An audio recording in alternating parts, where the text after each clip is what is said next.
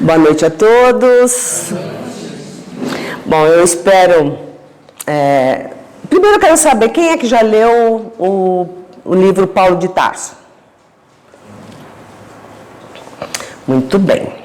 É uma história muito envolvente, para quem já leu já sabe que é uma história muito envolvente, uma história muito dinâmica, cheia de detalhes importantíssimos, que em cada frase tem um ensinamento. E aqui eu vou tentar resumir o máximo que eu posso e trazer todas as informações que eu acho que vai caber bem para a gente hoje. Bom, aqui.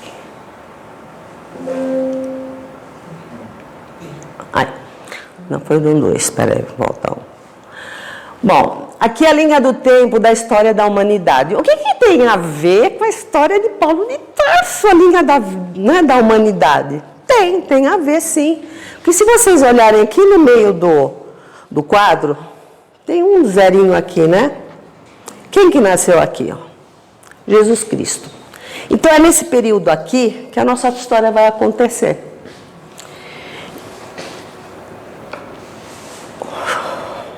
Aí, o que tem a ver?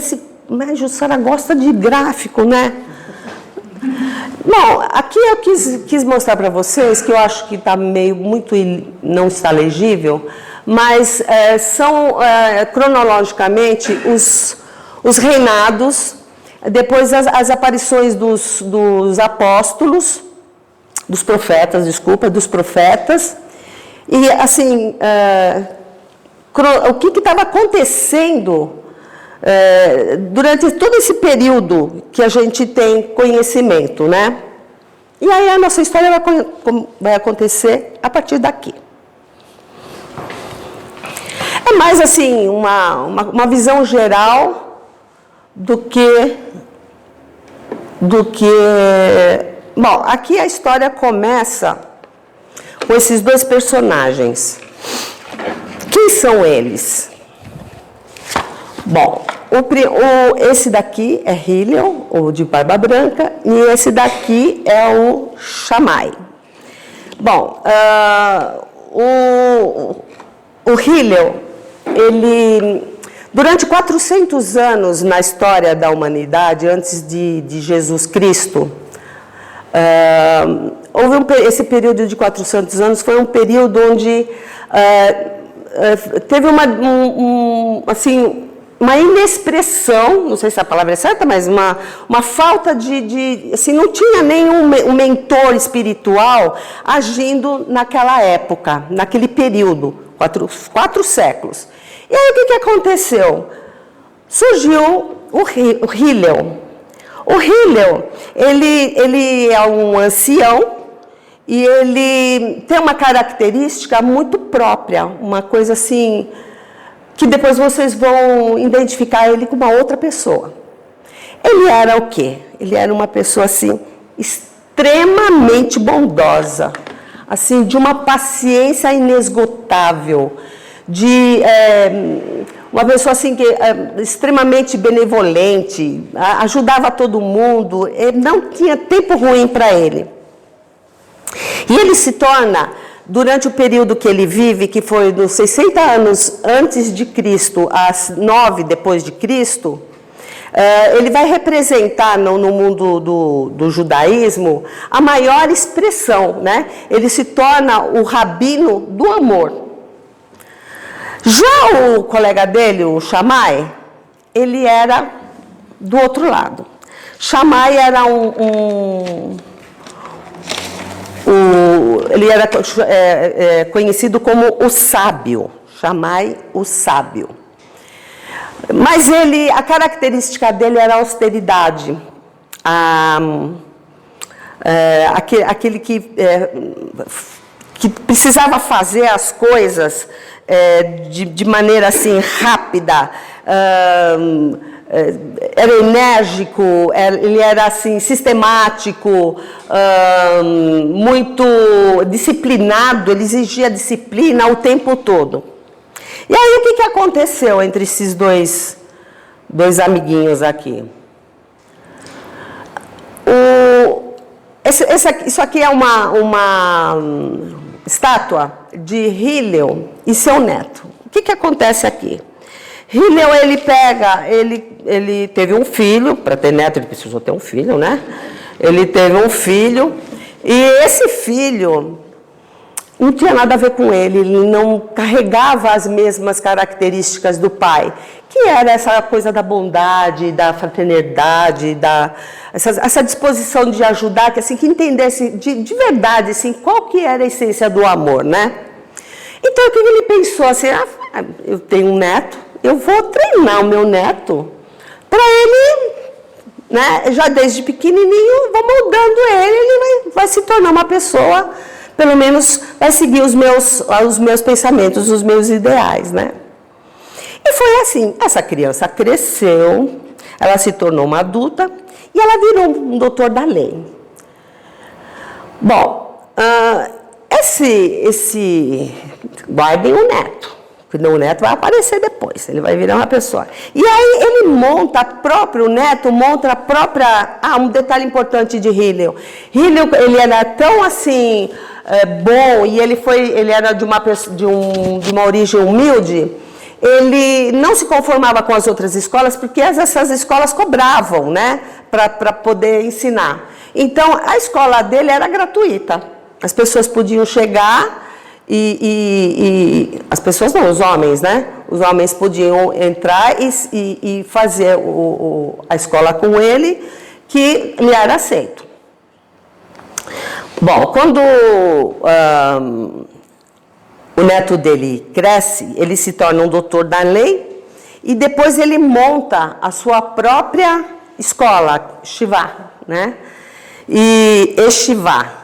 E aí ele se torna um rabino, né? Um professor das leis, e ele vai continuar, ele é um continuador daquilo que Hillel tanto prezava, né, na história dele. Então, o neto conseguiu pegar um pouquinho dessas características do avô. Bom, aqui é o Shammai. O Shammai, como ele é uma pessoa, era assim, de extremamente com uma austeridade, dureza, né? Depois ele vai ser uma pessoa que vai influenciar o nosso personagem principal aqui. Então, guardem a imagem dele também.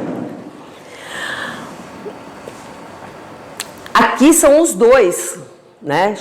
Hillel e Shammai, com as suas duas turmas, que conflitavam as suas ideias. Mas o interessante do conflito de um e de outro é que, no final, eles sempre acabavam chegando num consenso comum, ou eles aproveitavam a lição de um e de outro. Mesmo tendo as discussões, que eram discussões acloradas e tudo mais, mas eles conseguiam aproveitar a conversa deles, né?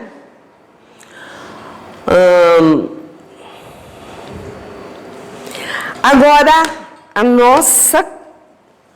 o nosso principal aqui, nosso personagem principal, Saulo de Tarso, nascido na Turquia. Por conta da história de Cleópatra e Marco Antônio, todos que nasceram em Tarso, que é onde aconteceu a história de Cleópatra e Marco Antônio, recebiam a cidadania romana. Vocês sabiam disso? Pois é, bem, eu também aprendi isso aqui. Bom, por isso, com essas condições que ele tinha de ser romano, não de Roma, mas de Tarso, ele podia transitar para onde ele... E também tinha outro detalhe, ele nasceu de uma família abastada, o pai dele era um comerciante muito, com bastante influência, né? Eles tinham posses. E sem contar que o Saulo, ele era uma pessoa assim, de muita personalidade. Além de ser lindo, né, forte, ele era muito falante, muito conversador. Então, onde ele ia, ele era notado, né, por todas as pessoas.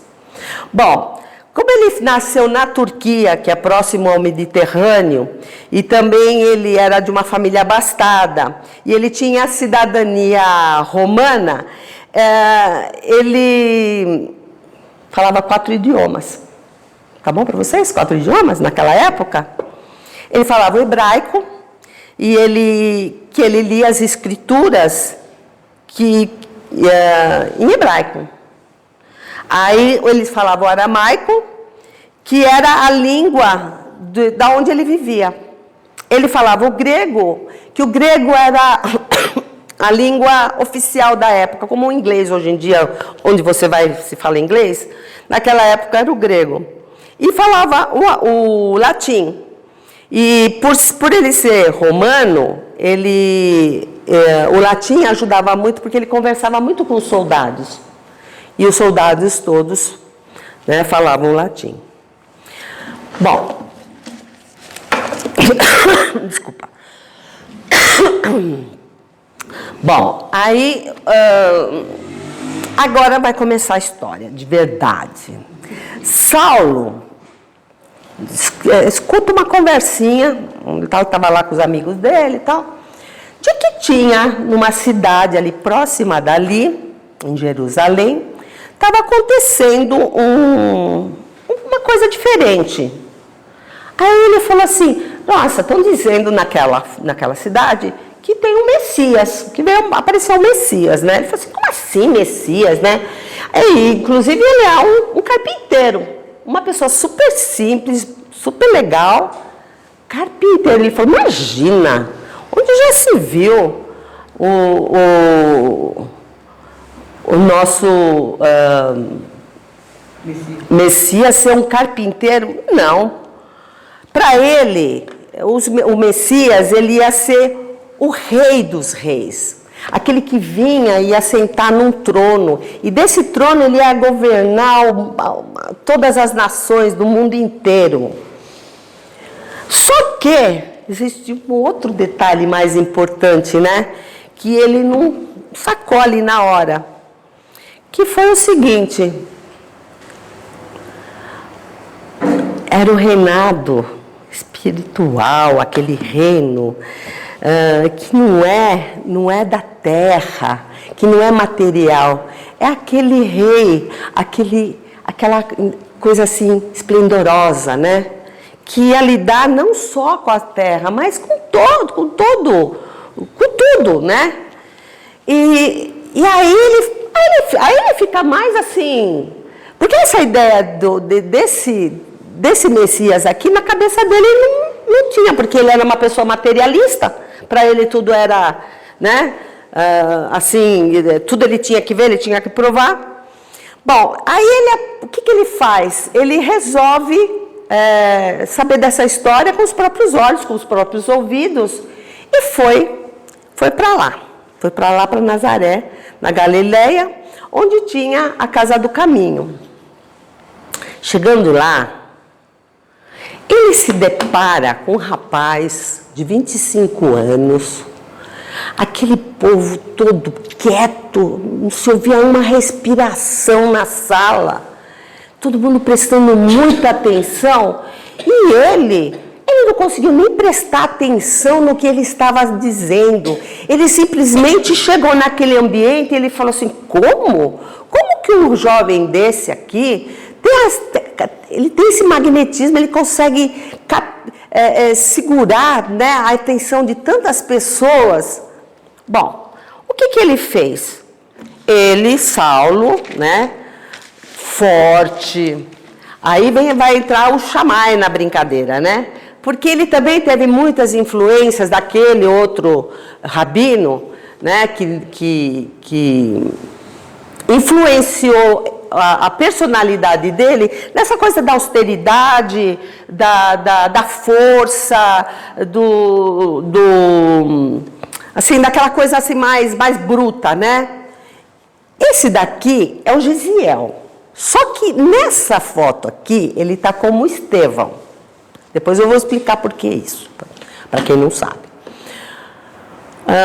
Estevão aí estava fazendo a palestra dele e ele resolve se meter contestar, colocar em cima do que Estevão estava falando as leis, que ele era praticamente um doutor da lei, porque ele estudou, desde criança, ele estudou todas as leis mosaicas, então ele sabia muito bem falar sobre as leis, e ele tentou contestar. Só que Estevão, né, ele era muito prático. A função dele na Casa do Caminho era ensinar o bem e ajudar quem precisava e fazer as pessoas que estavam ali entender sobre o Messias, sobre Jesus, sobre a vida viva, né, que Jesus estava trazendo com seus novos ensinamentos.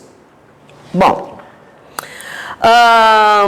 o Saulo, ele fica muito impressionado, só que chega a um determinado ponto da discussão ali, o que o Estevão fala? O Estevão pega e fala assim, olha, tá muito boa a discussão, já vi que o senhor, né, gosta de contestar, só que é o seguinte, eu preciso ajudar as pessoas, eu tenho trabalho para fazer, então vamos deixar essa discussão para mais tarde, porque agora deu, né? E pega e dá as costas para o Saulo. Imagina como? Dá as costas para Saulo, que era um homem assim, né? Todo ligado no 220, né? Aí o que ele faz? Ele vai atrás e fala, não, você não vai sair daqui de jeito nenhum. Aí o que ele faz? Vou mostrar essa próxima foto aqui. Porque por onde eles andavam, né? Na Casa do Caminho, eles iam recolhendo as pessoas os famintos, os desafortunados, as pessoas doentes, aqueles que eram... porque naquele tempo existia uma violência muito estranha, né? Era só você ir contra alguma opinião, pronto, eles usavam muita violência, né? Então, esse povo da Casa do Caminho, eles tinham essa coisa que era gerenciada por Pedro. Bom,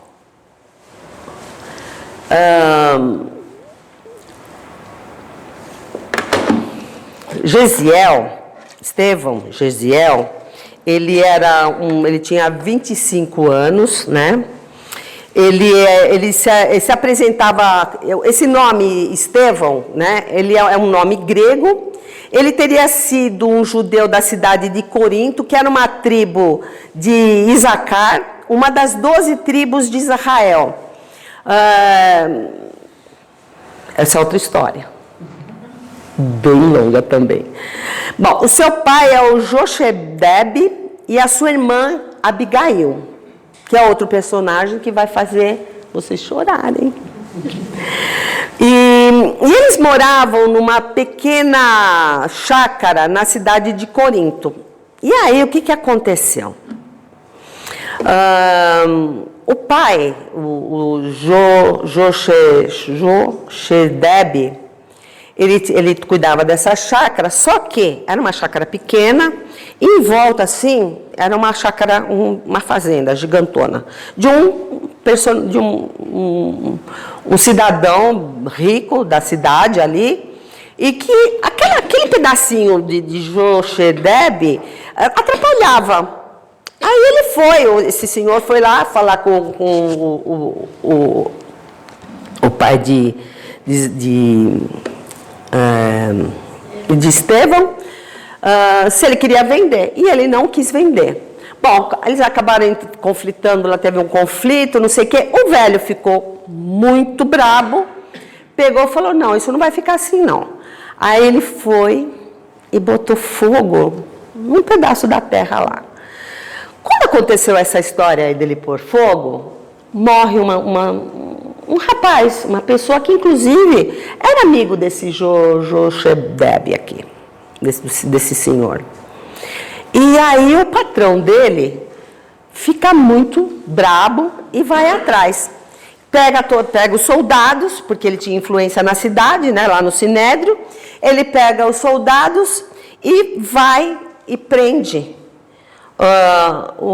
esse pessoal. O que acontece? O Estevão, primeiro eles são torturados, demais torturados. O pai, eles prendem todo mundo, o pai, o Estevão e a Abigail, vai todo mundo preso, vai todo mundo lá para aquele lugar horrível. E eles pegam e torturam o velho até ele morrer. Até ele morrer. E o menino, o que eles fazem? Eles pegam e mandam para as galeras, que são esses navios. Não é para cá. Que são esses navios a remo, tá vendo? Esse daqui é uma figura que ainda os remadores ali, os escravos, né? Eles eram escravizados, aqueles ainda estão ao ar livre. Mas tinha embarcações bem maiores, com 2, 3 níveis dessas pás aqui, né? Então, ali eles ficavam, ali eles morriam, e assim ia indo. Só que nesse período, como Estevão era um rapaz assim muito... ele era bom, ele era de caráter bom, ele era uma pessoa generosa. Quando eu tinha alguém com alguma dificuldade do lado dele, o que ele fazia? Não, pode deixar, eu faço força por você. Ou não, pode beber a minha água, pode comer da minha ração, né? E então, ele se tornou ali dentro até diante dos marinheiros lá, sei lá como é que chamava, esse povo que tomava conta da embarcação. Ele teve assim, ficou aos bons olhos, né? E aí ele ajuda um rapaz que estava muito, muito doente, era inclusive uma doença contagiosa. Ele pega e fala lá para um dos cuidadores lá deixa que eu vou cuidar dele, e se ele morrer, a gente dá um jeito de não passar a doença. Morreu, e quem acabou contraindo a doença foi ele.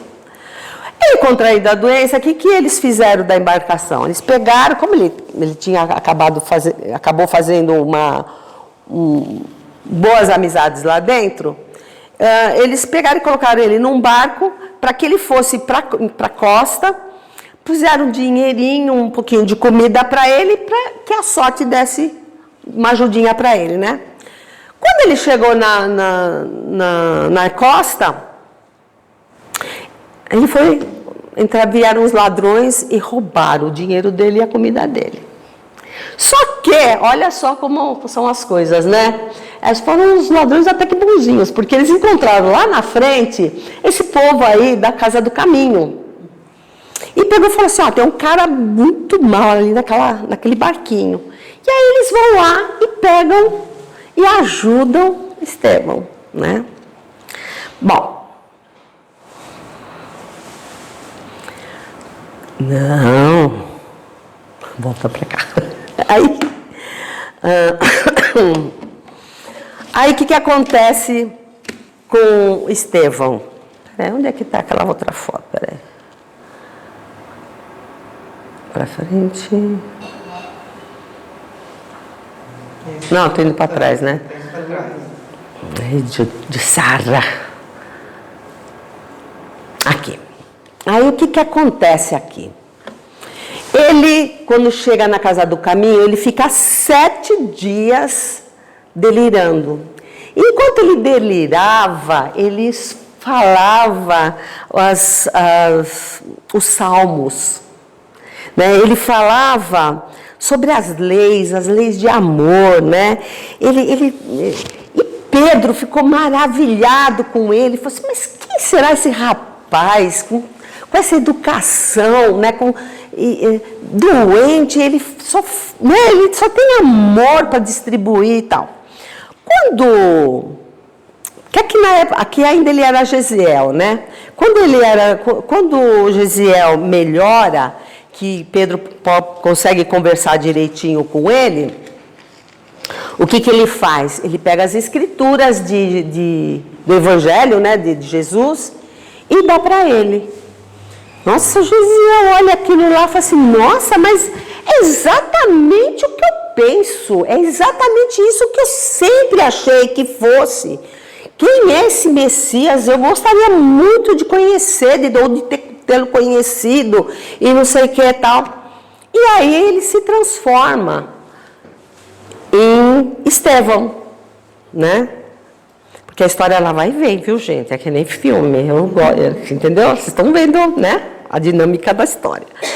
Aí, o que acontece?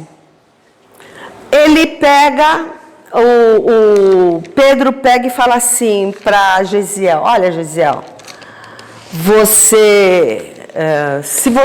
como você se converteu, porque ele se torna um dos maiores divulgadores do Evangelho, né? Ele além de ser jovem, ele começou a cativar mais jovens, né, para a igreja, e ele tinha um poder de cura incrível, e todos eles ficaram muito maravilhados com ele. Aí ele pega e fala assim para ele: olha, você já foi perseguido, você é um fugitivo do Sinédrio, então é melhor você mudar o seu nome. Deixa esse nome grego, pega um nome romano. E aí ele passa a ser, quem sabe? O que ele... Estevão, exatamente. É só para saber se vocês estavam prestando atenção. Bom, depois que... Aí acontece isso. Aí lá do outro lado, em Jope... Não, Jope não. Abigail, que é essa menina aqui, é a irmã de Ezequiel, que é o Estevão. Quando eles estão presos, estão encarcerados ali, que o pai morre, torturado, e Ezequiel é mandado para as galeras, um dos soldados vira para ela, vê uma menina, ela tinha 18 anos, frágil, aquela menina bonitinha, né? Toda assim, cheia de medo, assustada com tudo que estava acontecendo. Ele pega e fala assim: bom, eu tenho uma filha da sua idade, eu não vou fazer nada com você. Então você pega, vai procurar, vê o que você consegue fazer. E ela é largada na própria sorte. Aí ela andando assim, desesperada, sem rumo, aí ela lembra de Ruth e Zacarias, que eles também tiveram um filho, e esse filho morreu nessas mesmas condições. E aí eles pegam e falam assim: não, você veio, nós vamos cuidar de você como se você fosse nossa filha. E assim ela vai para Jope, com Ruth e Zacarias.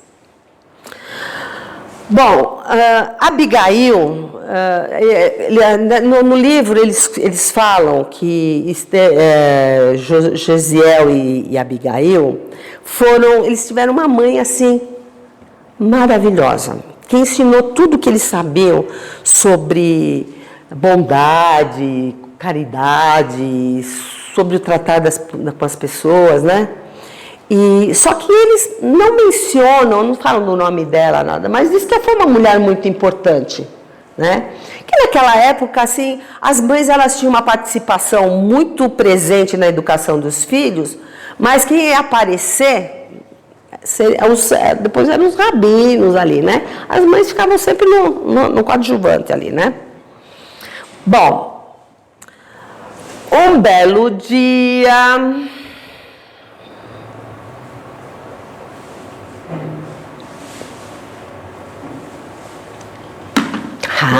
quem é que passa por Jope, na frente da casa de Ruth e Zacarias? O nosso galã, Saulo, né? Saulo de Tarso, com a biga dele. Ele era todo bonitão, assim, né? Ele estava sempre bem arrumado, cheiroso, um gato, né? Aí ele passa a ver a menina com 18 anos de idade e fala assim: eu vou conversar com essa moça. Ele começa a conversar com ela e ele sente aquela pureza, porque ela era uma pureza, uma coisa assim, linda. E ele pega e se apaixona, começa a namorar com ela e pede ela em casamento e eles ficam noivos. E aqui não mostra, mas isso tudo acontece embaixo de um pessegueiro.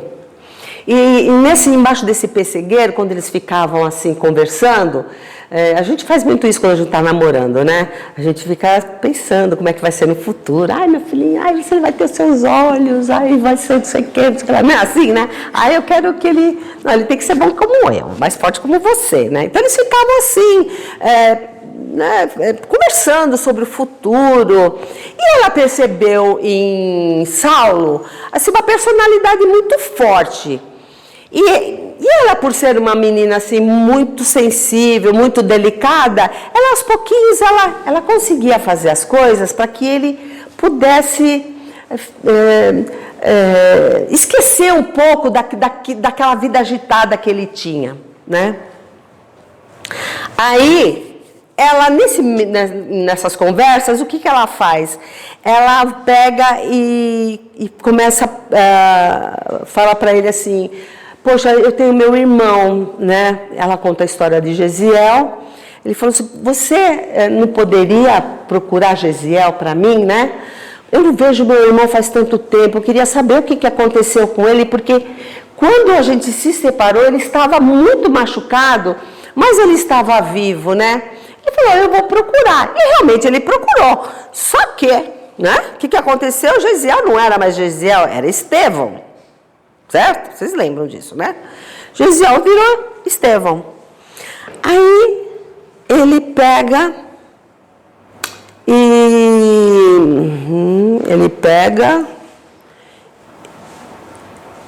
aí acontece o seguinte. Plim, plim.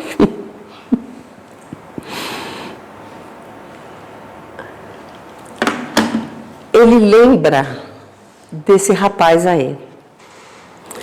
E aí o Saulo,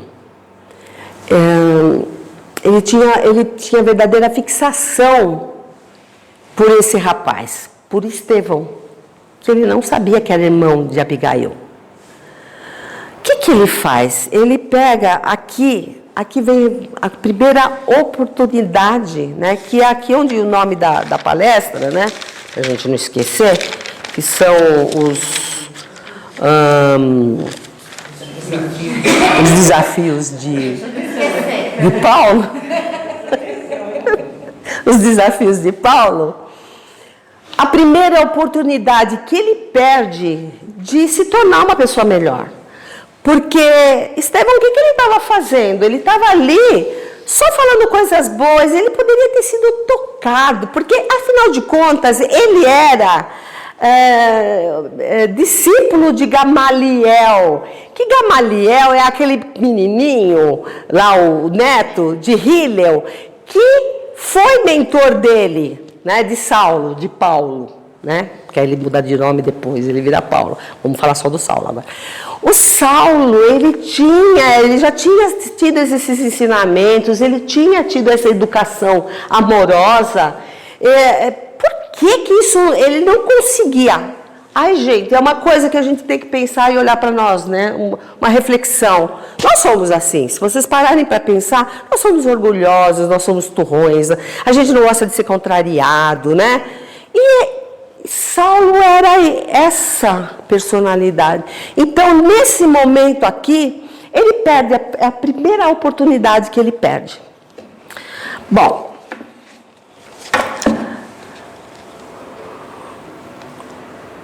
a segunda oportunidade vai acontecer nessa discussão que eles têm, que ele vira as costas para Saulo, né? O que ele faz? Saulo vai e denuncia ele para o Sinédrio e leva, e lá tem uma discussão grande, e ele fala assim: eu posso me defender, né? O Estevão, eu posso me defender, eu conheço todas as leis, eu estudei no mesmo colégio que você, eu sei estudar. Eu sei tudo que você sabe, eu sei muito bem também. E eles começam a discutir. A única diferença é que um ia sempre Saulo partia sempre para a briga, para a violência, e Estevão já era do paz e amor, né? Ele queria o quê? Ele queria apaziguar, ele queria que as pessoas se dessem bem, que as coisas fluíssem melhor.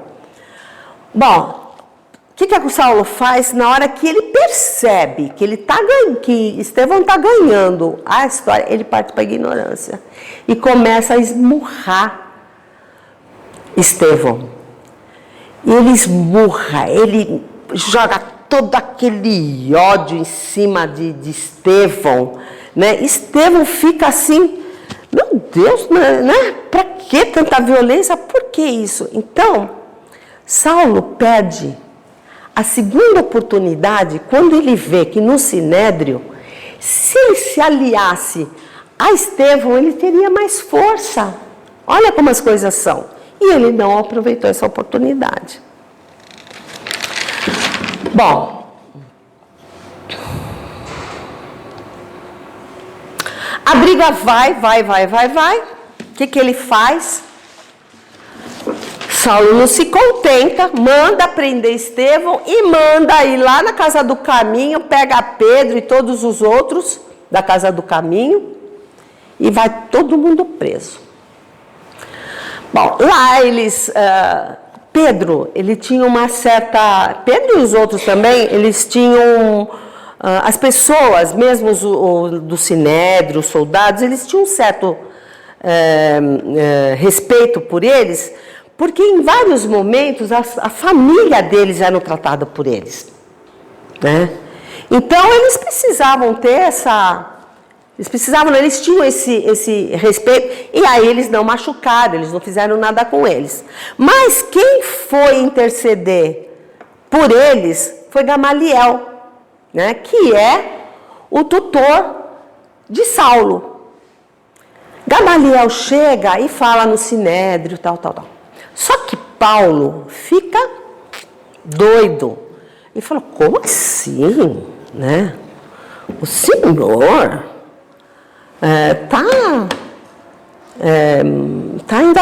tá defendendo essas pessoas que seguem aquele Messias, o carpinteiro. O que é isso? Como assim?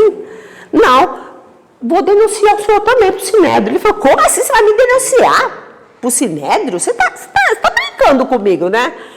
Aí ele falou assim, não estou brincando não, eu vou. Aí ele falou assim, eu quero matar todo mundo, eu vou matar todo mundo, porque eu não quero ver ninguém daquela raça. Eu vou, não sei o que, não sei o que. Aí ele pega e começa a negociar. Não sei o que lá. Aí ele pega e vai negociar com Saulo, para que ele faça, poxa, eles só fazem o bem, para com isso. Esse Messias, você precisa conhecer Messias, o Jesus. Gamaliel já tinha uma ideia de quem era. Porque, para ele defender Pedro e todo o pessoal lá da Casa do Caminho, ele foi lá investigar. E ele participou de algumas palestras. E Pedro deu acesso a ele às Escrituras. E quando ele começou a ler, ele viu o avô dele ali. Porque eram as mesmas mensagens, praticamente as mesmas mensagens. E aí, o que acontece? Ele se apaixona por essa ideia. Porque conhecer Jesus é isso, né, gente? A gente se apaixona por Jesus de um jeito que a gente não tem explicação, né? E a gente confia tanto que é uma coisa que faz parte, né? Quando a gente... Né? A fé é uma coisa muito legal para a gente. Bom, voltando,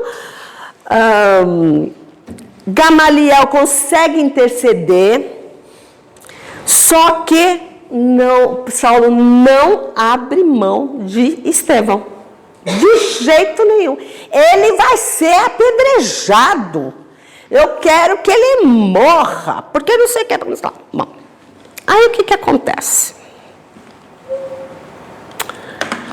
Nesse meio de tempo em que aí ele solta, né, o Pedro e o pessoal lá, só que ele começa a perseguir todos os simpatizantes do Evangelho, né, de Jesus, onde tinha alguém lá, né, rezando ou palestrando e tal, os soldados iam lá e catavam todo mundo, aí eles eram torturados. Gente, olha, Dá até dor no estômago. Aqui é uma parte onde eles ficavam encarcerados. Tem assim, eu fui até pesquisar, mas eu achei que de repente ia ter criança aqui, então eu não trouxe as fotos das torturas que eles faziam, que é uma coisa assim muito violenta, muito chocante. Algum de vocês já deve ter visto em filmes, e era isso que eles usavam. Eram esses recursos que eles usavam para... Não dá para entender. Bom, eram chicotes, eram aqueles chanfrares, aquelas coisas que vinham, que quando pegava assim na pele de Irace, ele arrancava as carnes, né? Aí tinha os bastão. Então eles prendiam as pessoas assim, amarravam na cadeira, na mesa, onde pegavam os bastões e iam quebrando, batendo e quebrando. Eu estou falando só porque não tem criança aqui. E a maceração, eles pegavam e esmagavam as mãos, os pés, a cabeça. Bom, era um horror. Uma coisa louca. E fora isso, eles ficavam presos assim, imobilizados. Será que não lembra os escravos do Brasil? Olha como vem de longe essas torturas, olha, né? Aí, vejo que eles estão ali, eles estão louvando, mesmo estando nessas condições, eles ainda oravam por Jesus, para Deus, e que perdoassem aquilo, que aquela situação mudasse. Bom, o que aconteceu nessa época? Por conta dessas perseguições, o povo foi, né, saindo de Jerusalém e foram indo para outros lugares. Aí o que aconteceu? Infelizmente, né, quando o que a gente faz? A pessoa sai, ela vai montar uma outra igreja lá. Então foram formando os outros núcleos da igreja, né, de Jesus, da Casa do Caminho, foram acontecendo outras igrejas. E aí, nesse momento, Saulo, ele tem uma crise de consciência. E aí é uma outra oportunidade. O que acontece com a gente quando a gente está assim com um problema muito sério? Que a gente vai, se guarda e fica pensando e pensando e pensando, e a gente pensa mal, a gente pensa bem, e a gente fica relembrando as situações más, mas aí também vem as situações boas, né? E como que a gente ganha essa briga? Quando a gente vai para o lado bom da coisa, né? Só que aqui, Saulo, o que ele fazia? A personalidade dele ele era tão assim, né, forte na personalidade dele, que dali a pouco, aquele momento de reflexão que ele tinha, passava rapidinho. E aí ele perde mais uma oportunidade de virar o jogo, de se transformar. Bom, aí o que ele faz? Ele pega, ele precisa matar Estevão, né? Aí ele vai no Sinédrio e consegue uma autorização para apedrejar. Legal, né? E ele consegue, e o Estevão já está 2 meses preso, e durante esses 2 meses ele é maltratado, ele não come direito, ele emagrece muito, ele está todo sujo, humilhado ali, né? Naquelas condições. E aí, então, acontece dele chegar o dia D, né? Um dia... Ai, aperta o lugar, sabe? O dia D. Ele vai ser apedrejado. Vocês veem que esse lugar, gente, é um lugar de honra. É um absurdo, né? Mas é um lugar de honra. É um lugar onde, reservado, ele é preparado para que essas pessoas, esses homens, que são pessoas influentes da cidade, são comerciantes, são do próprio Sinédrio, né? São aqueles doutores da lei, são pessoas influentes, que eles podiam chegar e ter à disposição pedras do tamanho que eles queriam. Não é pedrinha não, olha o tamanho das pedras, né? E Saulo, o que ele faz?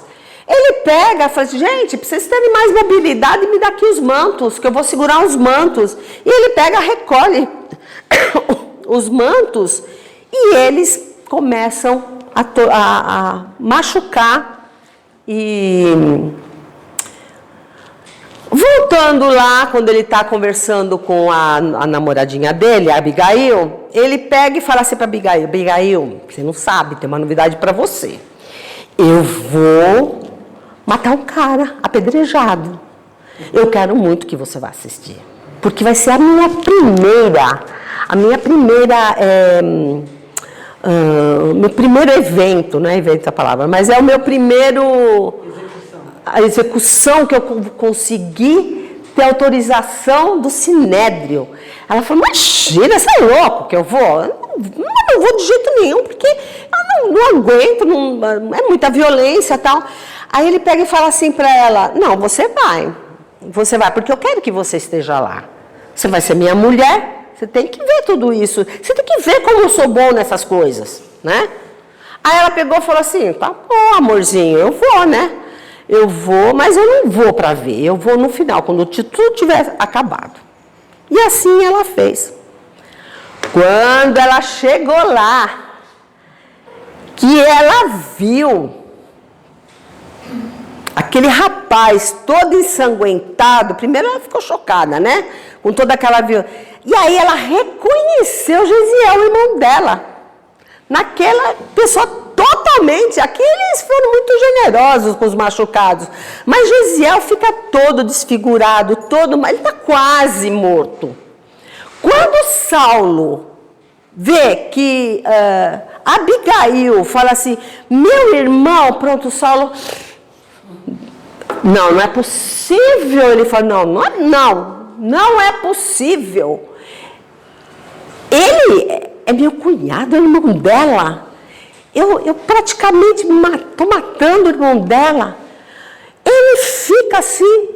Nossa, então aí também é uma outra oportunidade que ele tem, quando acontece isso, dele, né, virar o jogo. Mas o que ele faz, meu Deus do céu? Ai. Esse aqui é Gamaliel, que é o tutor de Saulo. Gamaliel vê tudo que Saulo faz e faz assim, meu Deus do céu, eu fiz tudo que eu podia, eu ensinei tudo, eu mostrei para ele todas as possibilidades que ele tinha de reverter esse quadro, né? Expliquei, ele não conseguiu, ele ficou tão chocado, que ele pegou, vai no Sinédrio, deixa uma autorização para Saulo ocupar o espaço dele lá no Sinédrio. E ele pega e fala para Saulo, olha Saulo, eu não estou legal, eu preciso me recolher, eu vou para o deserto, porque E não fala que ele tinha mudado, né? Que ele foi tocado por Jesus. E Saulo, quando escuta que ele vai ficar no lugar de Gamaliel no Sinédrio, ele fica super feliz, porque era o que ele precisava, né? Para mandar mais um pouquinho, né?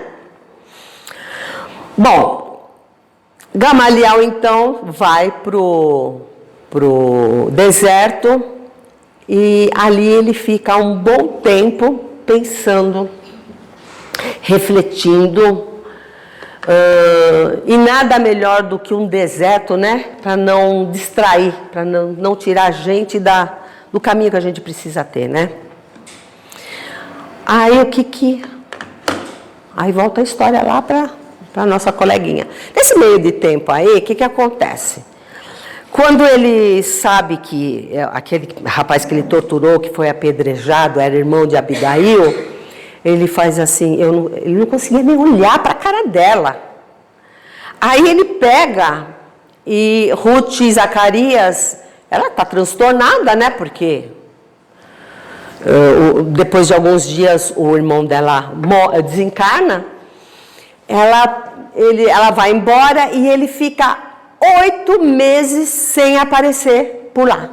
E ela só diz, meu Deus, onde está Saulo, né? Como será que Saulo está?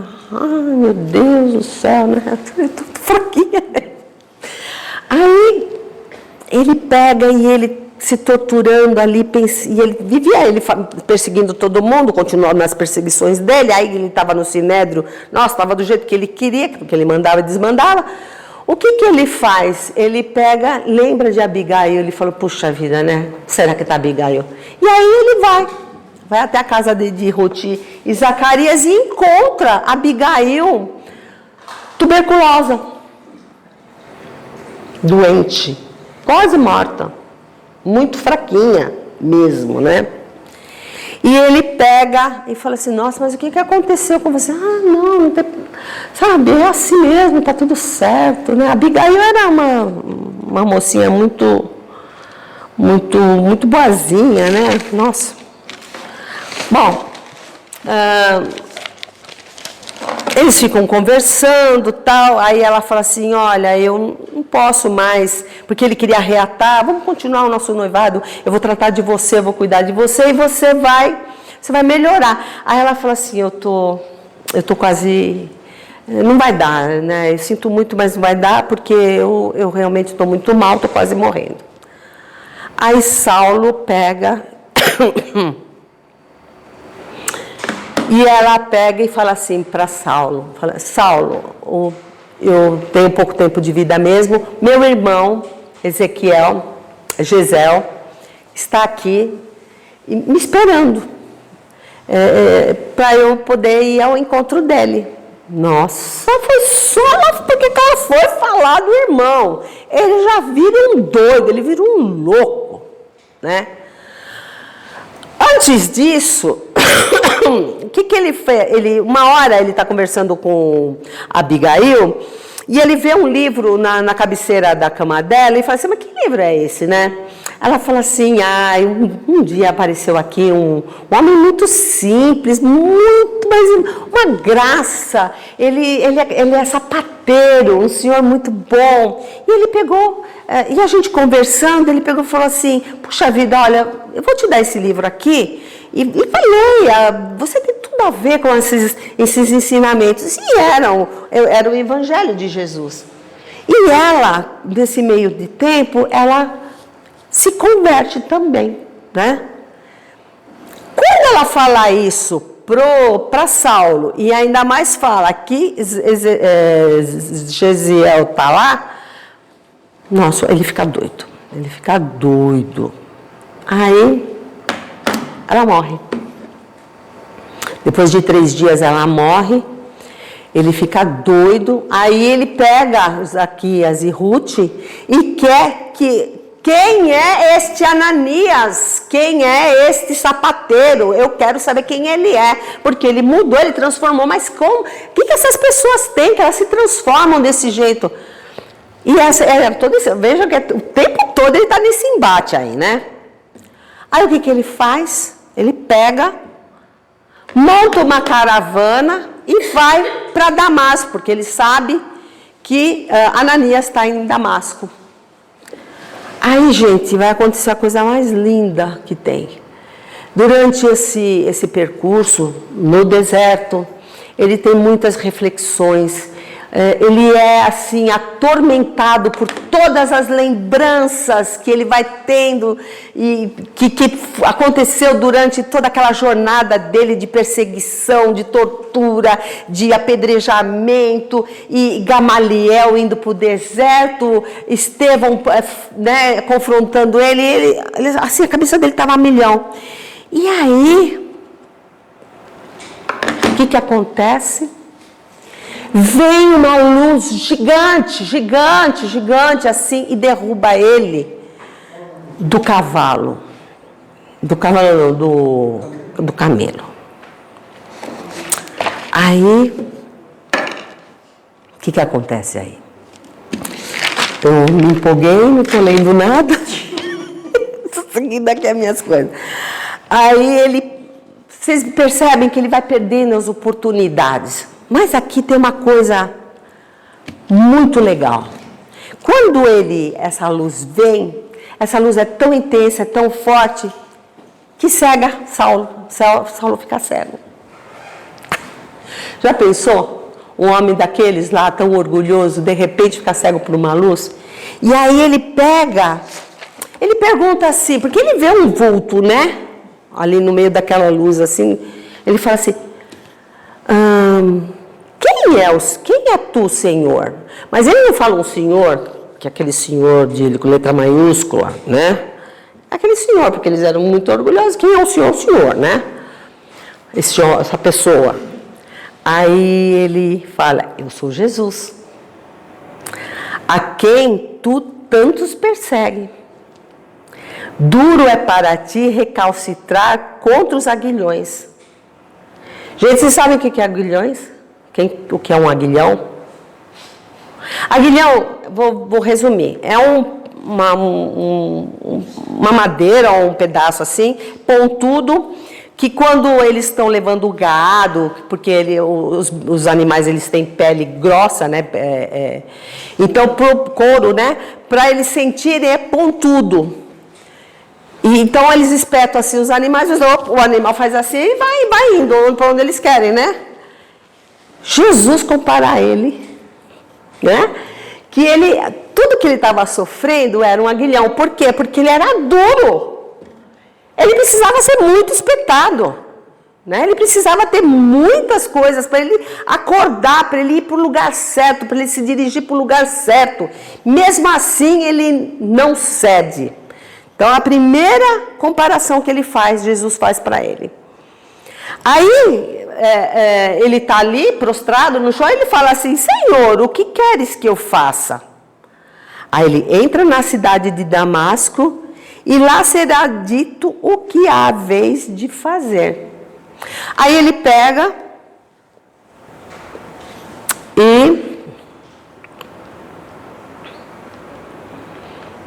que eles estão conversando. Nessa hora, as pessoas que estão acompanhando ele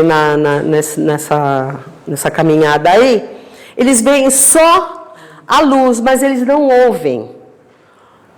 Só Saulo ouve a conversa, né? E aí ele manda todo mundo embora e fica apenas com Jacó. O Jacó, vocês veem que ele está com o olho fechado ali, né? Ele está cego. Jacó era um dos acompanhantes dele que era mais próximo a ele. Ele fala, você vai comigo me acompanhar até Damasco. E ali eles vão para Damasco. Quando chega em Damasco,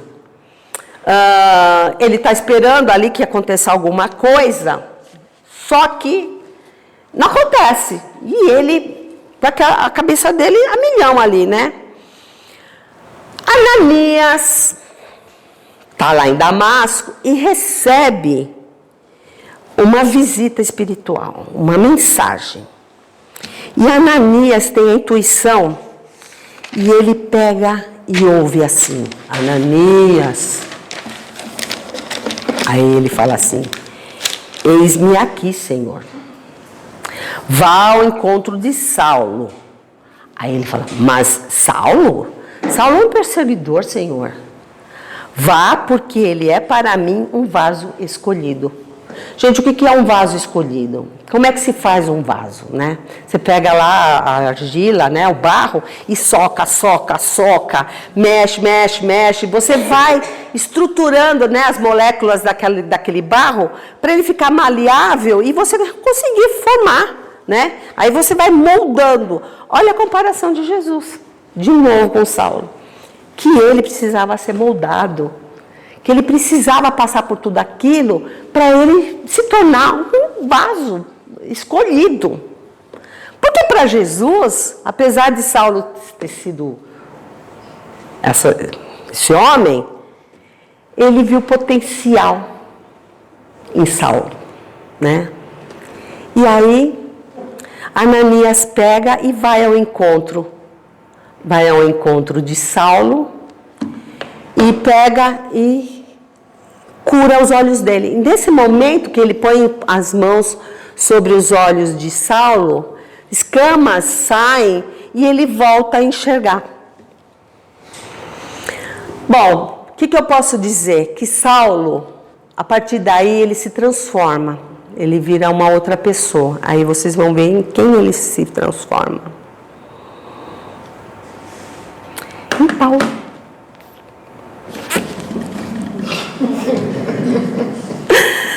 Tá bom, gente? É isso. Depois disso vem a parte 2, tá?